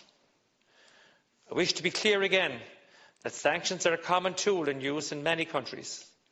A sanction in the form of penalty rate may be applied by a deciding officer of the department if a job seeker fails to engage without good cause with the activation process. Deciding officers carefully consider all the facts and circumstances of each case while considering the application of a penalty rate. This process includes written and verbal warnings and an opportunity for the job seeker to engage with the service prior to the application of a penalty rate. If dissatisfied, a job seeker may appeal any decision to the Independent Social Welfare Appeals Officer. Critically, the normal rate of payment is reinstated as soon as the job seeker complies as requested with activation measures. The number of penalty rates applied to any one time is extremely low. Only 1% of those refer to activation services. The rules regarding sanctions applying to each claim in the same form and manner. The activation service, be it JobPath, Intro, the local employment service, has no bearing on the rules that are applied. And the contracted provider has no role in the application of sanctions. This is solely a matter for the officials in my department.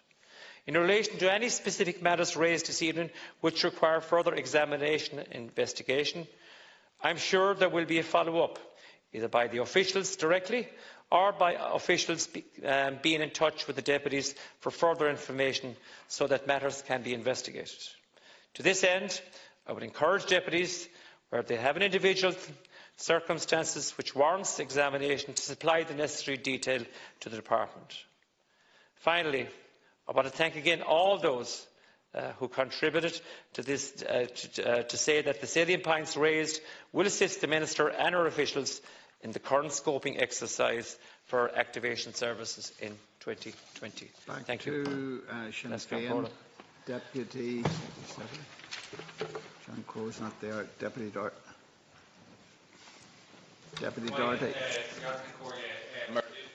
While we had sort of null funny be able to launch and run north agus Bahardu dúspire mo Holiaki John Brady agus Denise Special if Reslu and Kishaw a her on Tassi Sadell and North.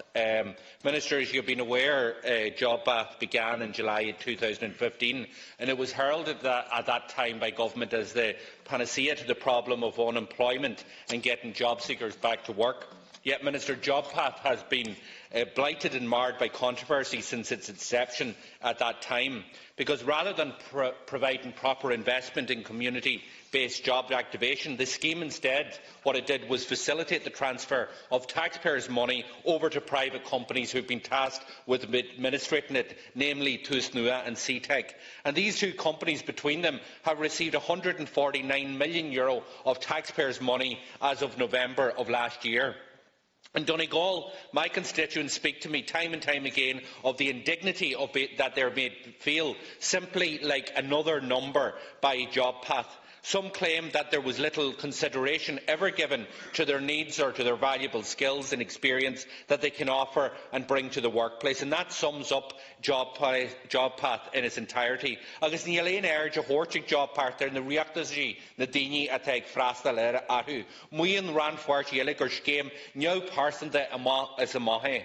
The fact that just 9% of those referred to the programme as of November last year secured employment through a minimum of 12 months also speaks volumes. Separately, we know that JobPath's effect on other schemes is also alarming. Community employment schemes, for example, have experienced cut after cut under this government. In my own county of Donegal, between 2012 and 2016, the number of projects supported were reduced by almost 18%, placing Donegal among the top 5 counties for CE schemes cuts, both in terms of number of projects, losses and overall percentage reduction of projects. Minister, when are you just going to accept and admit that JobPath has failed job seekers? And while you say tonight that this will help the Minister in future deliberations, what the Dáil is saying to you tonight, that JobPath must end. Rather than line the pockets of private enterprise, I call on you to support this motion tonight and call for the immediate cessation of any further referrals to the service. The privatisation of job activation was wrong. It was wrong when it was established under Labour Party back in 2015. It is wrong now, and it must be brought to an end. So I call on all deputies to support the motion brought forward by Deputy John Brady tonight, to support this motion, and in doing so we will be sending a very clear signal to job seekers that we as legislators support them and stand by them. And that is the message that the Dáil is sending this government tonight, and you need to listen to the majority of this House if you cherish the issue of democracy. Thanks, Count Corla. Well, first of all, just in concluding remarks, I want to thank the people who made the effort to come and sit in the public gallery here this evening and listen to a debate. And many of the people in the public gallery have worked extensively on this issue since it was first rolled out in 2015. Many working in the services that actually work. The adult guidance services, the LESs, the length and breadth of the state. And they are the people that I listen to, and the people that walk in and out of my constituency office on a daily basis in relation to JobPath. And sometimes I think Fine Gael live in a parallel universe, and I think that has been hit home and proven correct here tonight. Because when I listen to Minister Doherty, who has cut her losses and run, hopefully she'll do the same now with this JobPath programme. When I listen to Minister Doherty stand here and make some sort of accusation that every single person that spoke in here this evening, bar the two ministers, have given example after example of the catastrophe that is JobPath in terms of the impact it has had on people, the length and breadth of the state. I don't sit at home and dream up these examples, and I'm sure every other deputy that spoke here this evening is the exact same. These are real-life people that experience negatively at the hands of Turas Nua and CTEC. And to listen to the Minister here, she actually sounded like Comical Alley, trying to defend the indefensible. And I listen to people like those sitting in the public gallery here. I also listen to people who work in the likes of the LES, people that are dealing with the fallout of JobPath. Because after 12 months, the 206,000 people that have been referred over to those, the many people that don't get a job, they end up being referred back over to the LESs. When in the first place, that's where they should have been to start off with. I also listen to the people in the intro offices who are actively speaking out now against this service, saying that it was a massive error. I also listened, quite interestingly, to the Labour Party, who said tonight that this was an experiment that has failed. Now, bearing in mind, it was actually a Labour minister, Joan Burton, who implemented this, was a co-author of this with Féin Gael and presided over it in its early days. And to listen now to the Labour Party saying the experiment has failed. The privatised ideology that this government and their predecessors have presided over has failed.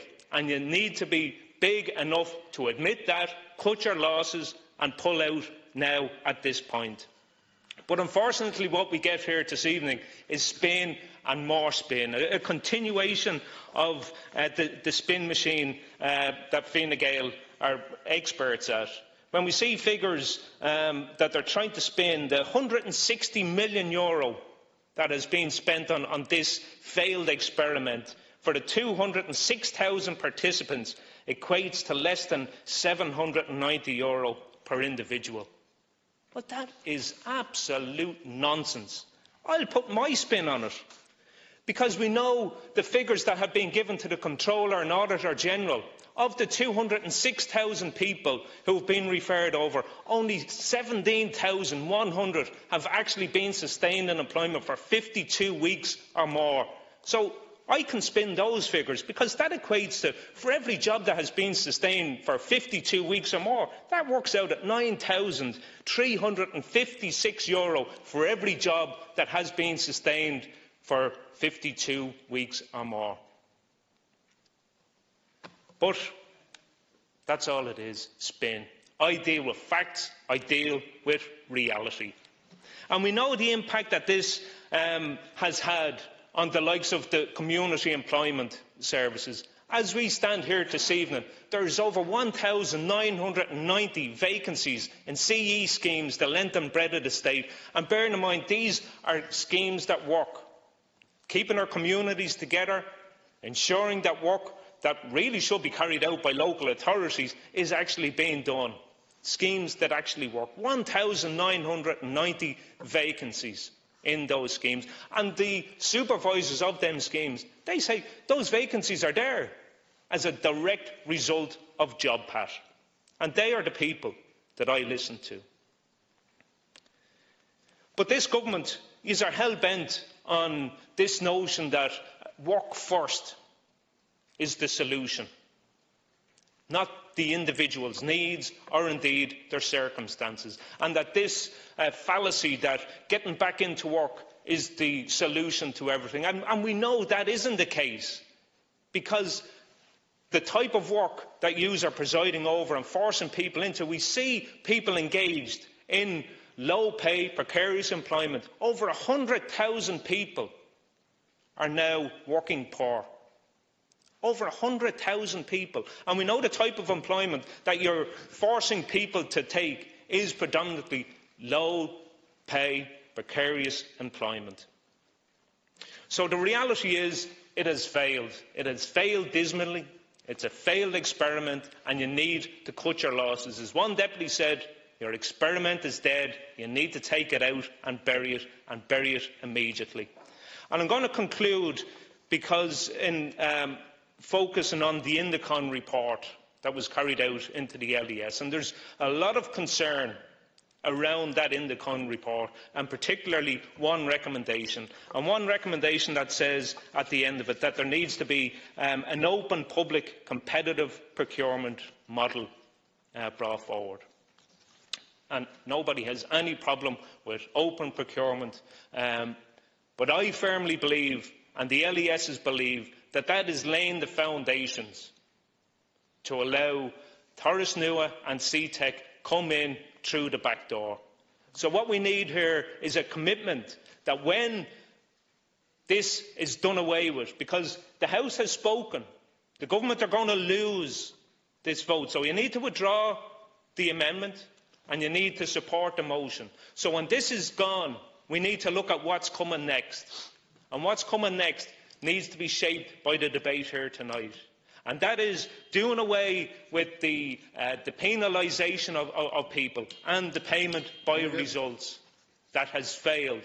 And we need to get back to what works. The CE schemes, the job clubs, the adult guidance services and all the other schemes that actually work and benefit people. That concludes the debate. Minister, you are going to lose this vote. You need to cut your losses. You need to bury this scheme and you need to get back to what actually works for people and their individual needs. That concludes the debate, so I am obliged to put the question. The question on Amendment 1 in the name of the Minister. The question is that the amendment be made. Ichuritana Wawer Abdista, Ichuritana Gunya Abris Neil, Sheila Nguln Cash Richa. Votal. The division is postponed until the weekly division time on Thursday in accordance with Standing Order 72. So, Tan Dáil Atho Gaji Yahoo Trish Jai Majinamara.